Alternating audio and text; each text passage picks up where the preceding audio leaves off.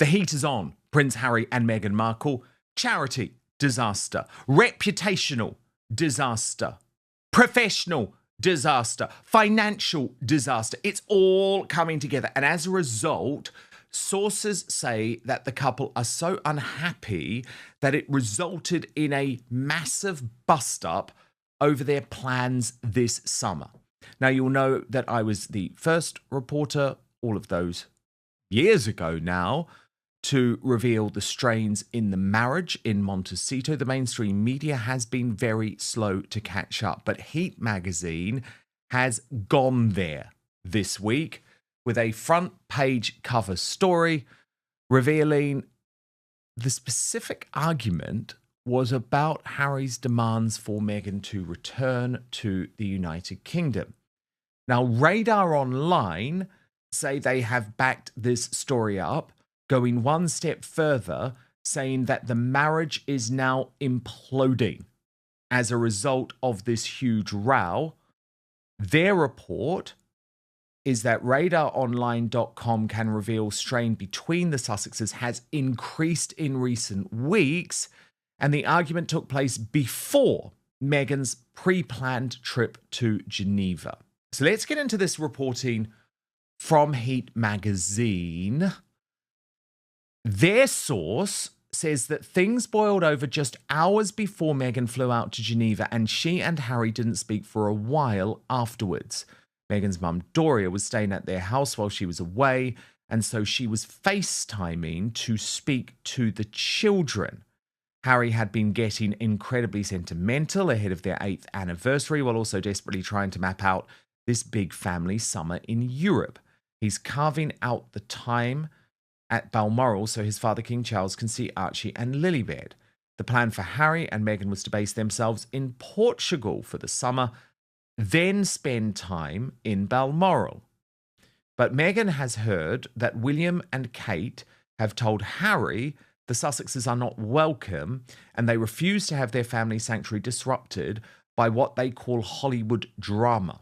Meghan flipped, and a normal argument turned into a showdown. Tensions are at an all-time high.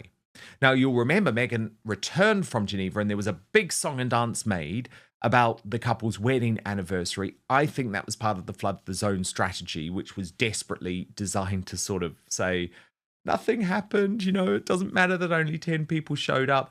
But at the same time, perhaps it is because she's even trying to convince herself that things are on track in this relationship. The Heat report goes on. Despite the loved up post on Instagram, we're told the couple are at a standoff over their summer. As well as the Balmoral trip, the plan had been for Meghan to join her husband in the UK in July for a one-year countdown event to the 2027 Invictus Games taking place in Birmingham.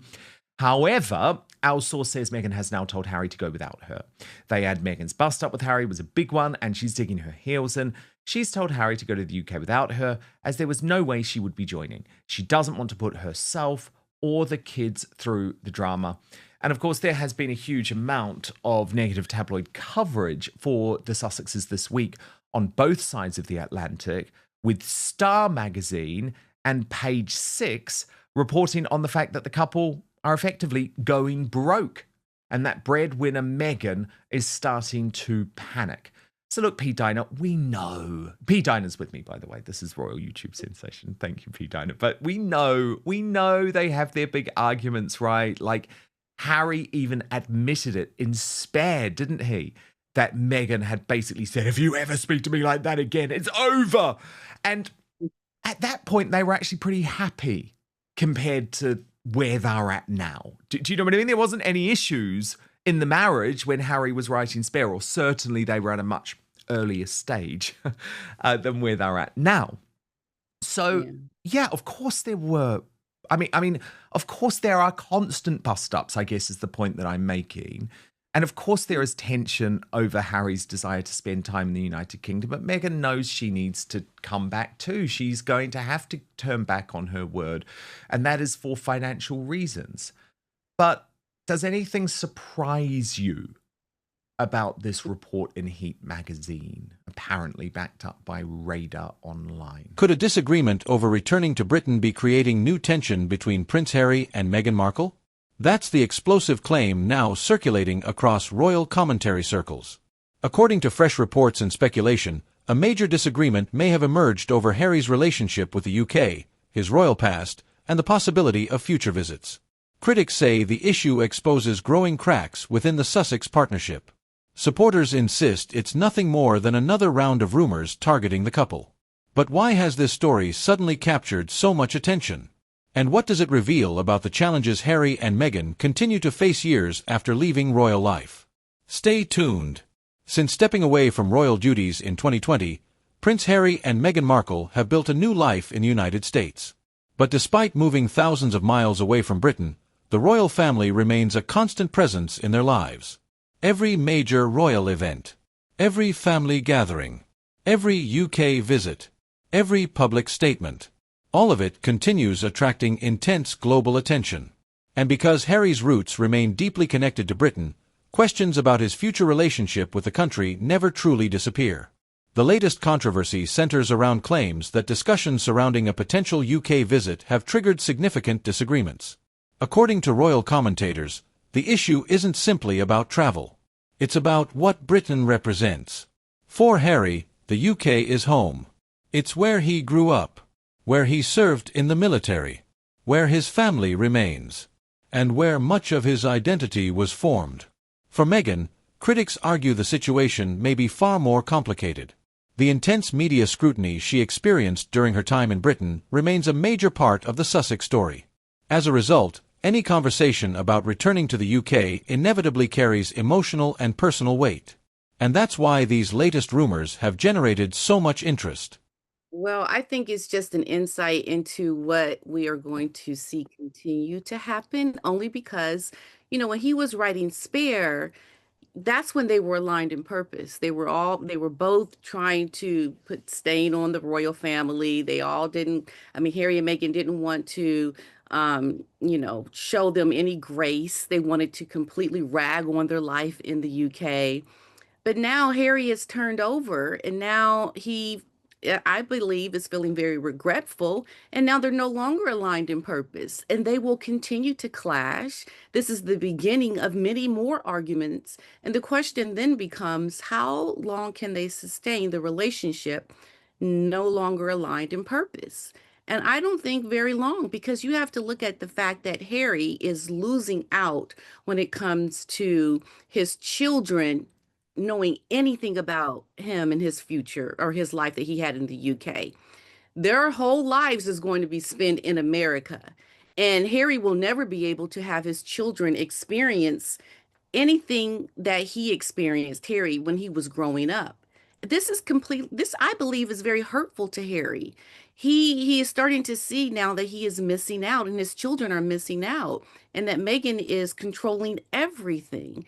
And I feel, is feeling very regretful. He is looking at Meghan as someone that is controlling his life completely, despite how he feels.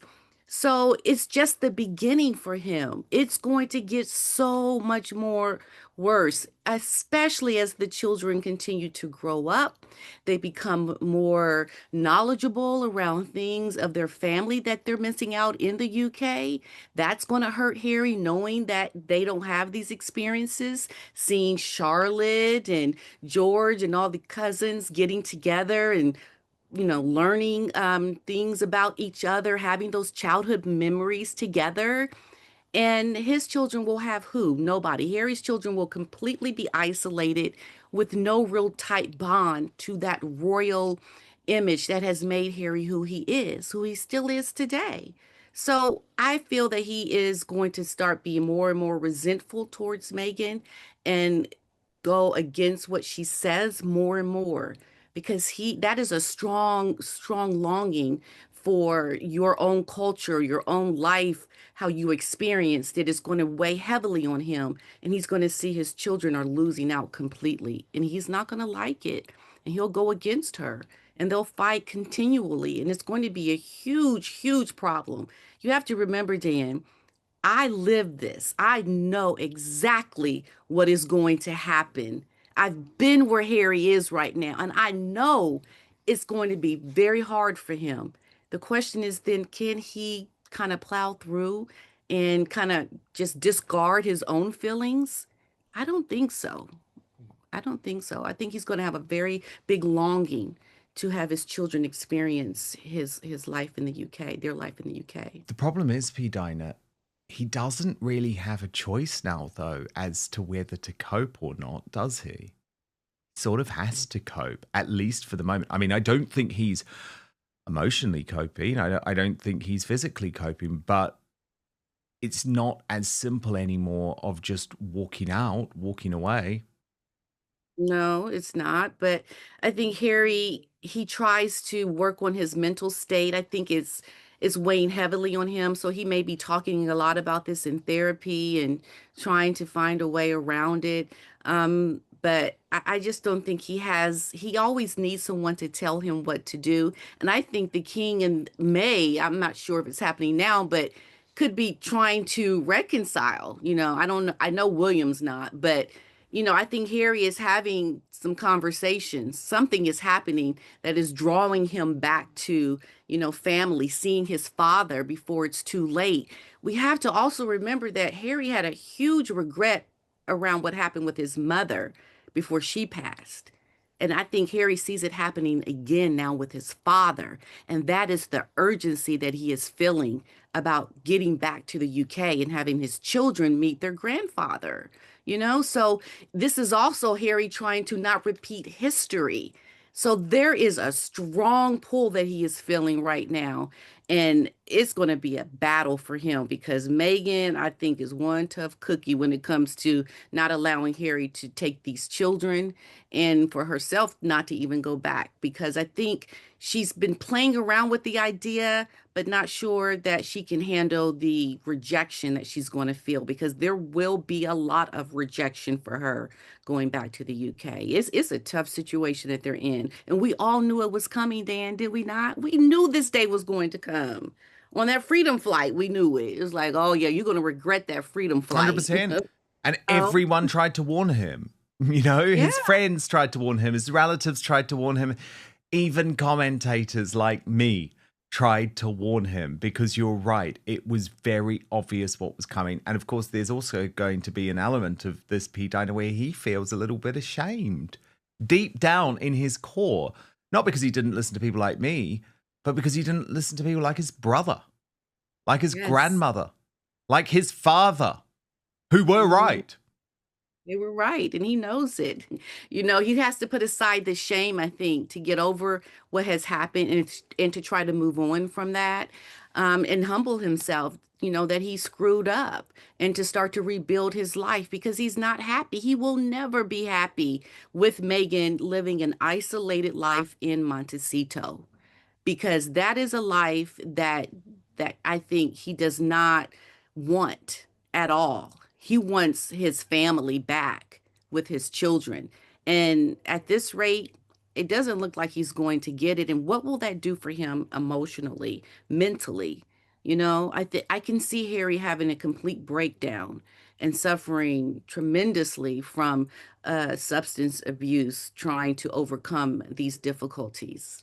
I think it could get really dark for him.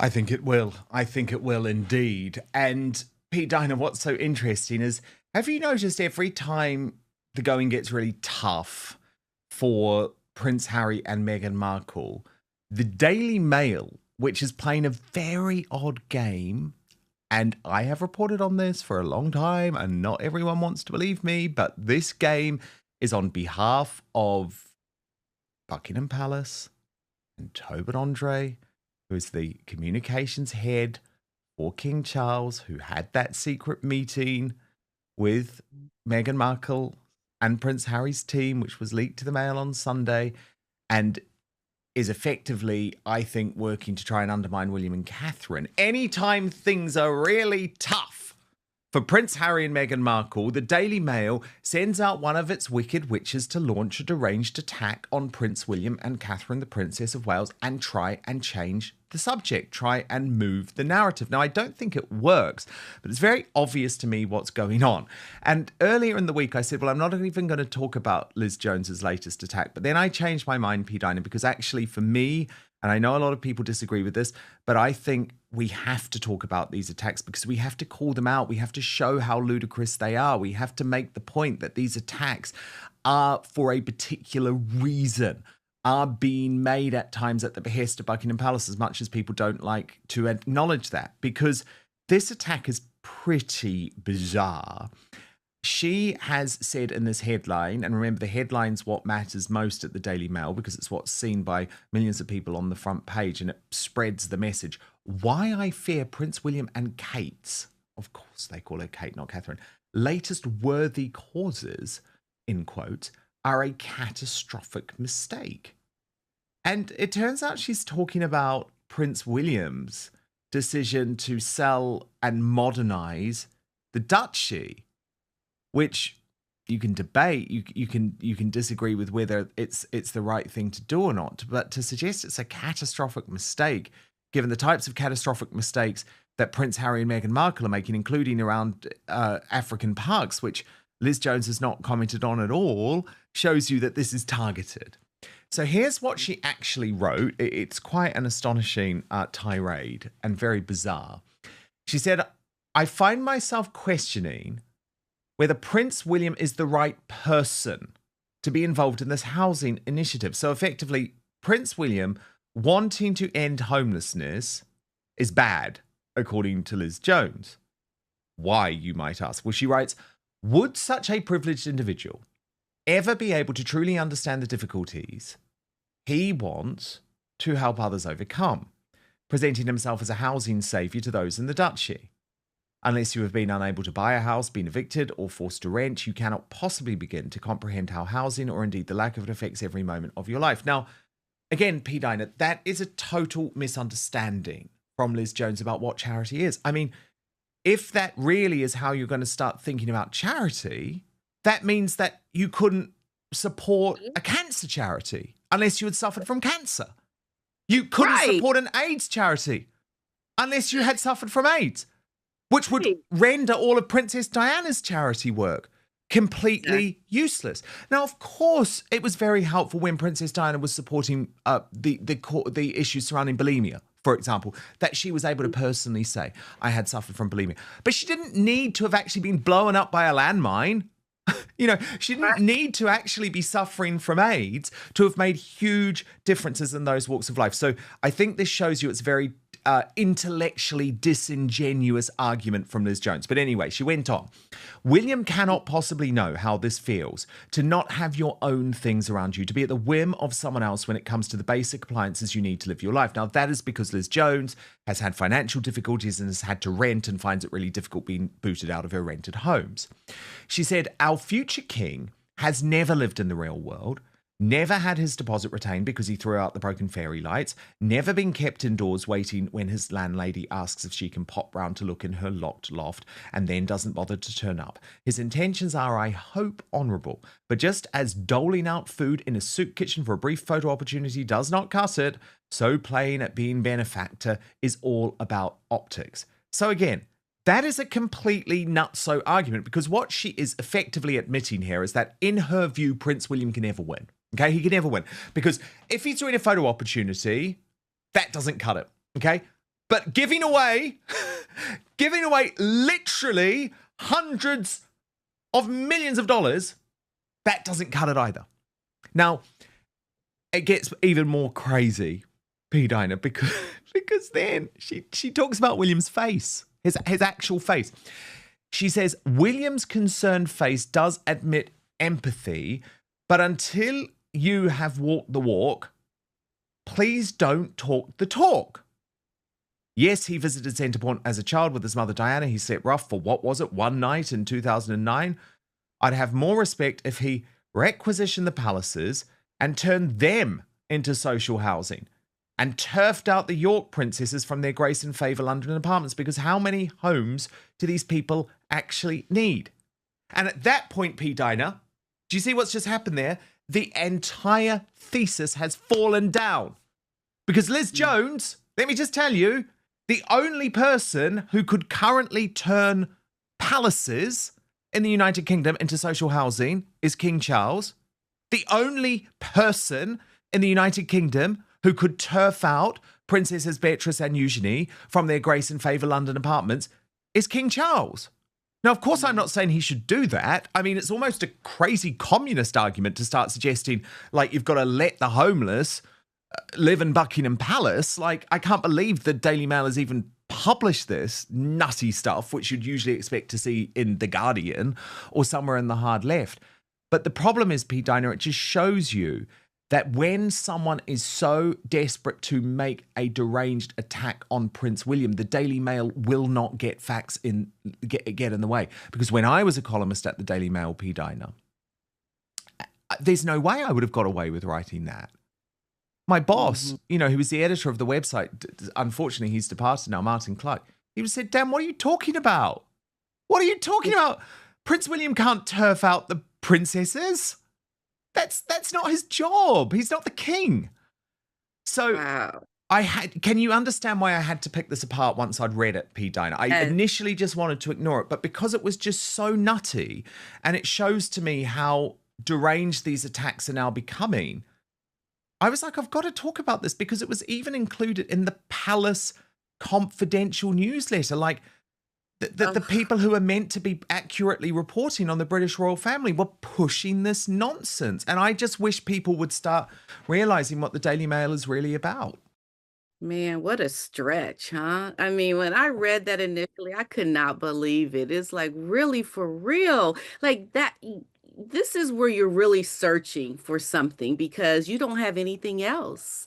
I mean, you have to look at someone doing this as you're just trying to find the littlest thing to have a complaint about because you're completely biased and you don't want to see something be successful, no matter, I think, really how simple it is in terms of, the work that William wants to do. But to try to make him out to have made some catastrophic, or it could be a catastrophic thing. It sounds like you just really don't want this man to have any goodwill out there, meaningful things that he's trying to do to be successful. I mean, my goodness, what else can the man do? I mean, he's born into a situation where, he has this life, and thank God he wants to do something that is going to help underserved people, but at the same time, don't make it out where, he has to do like what, being a socialist and trying to make it seem like, okay, well, if he has it, all the poor people have to have it, have them move into the palaces. Like,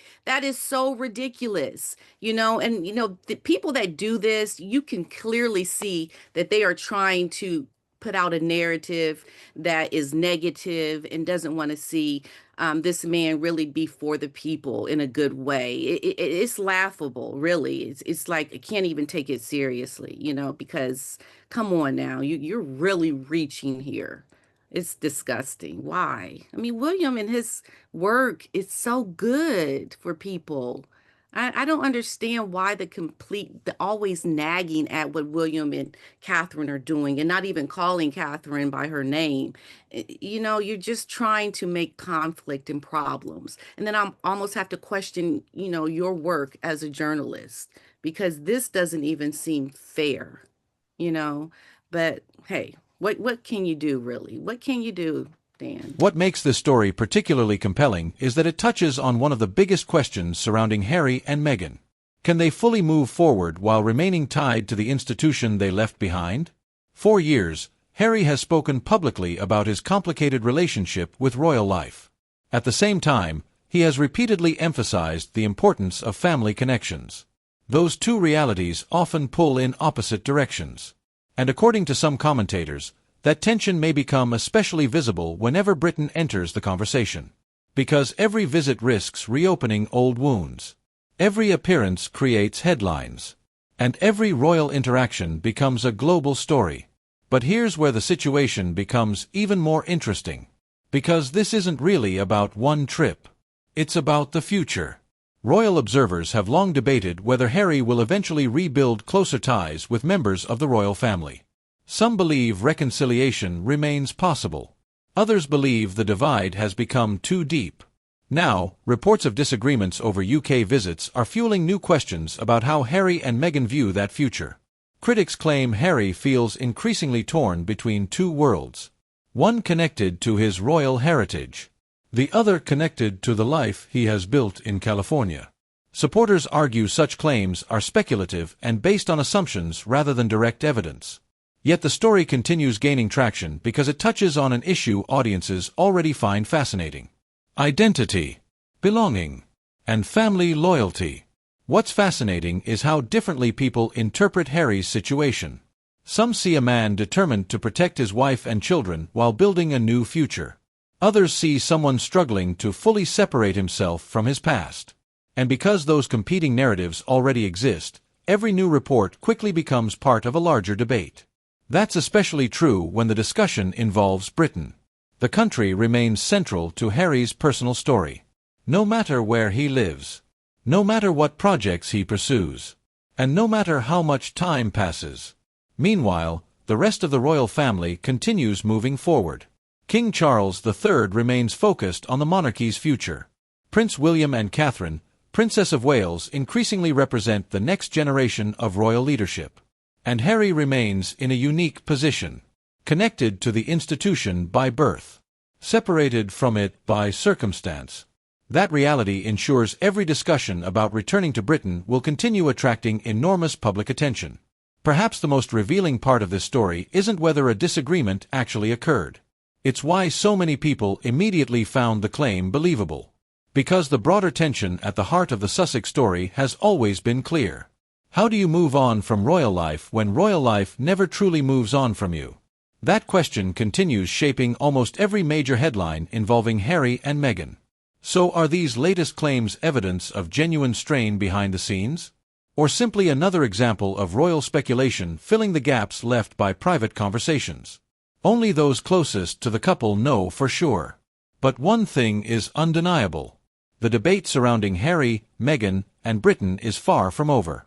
At its core, this story isn't just about a potential UK visit.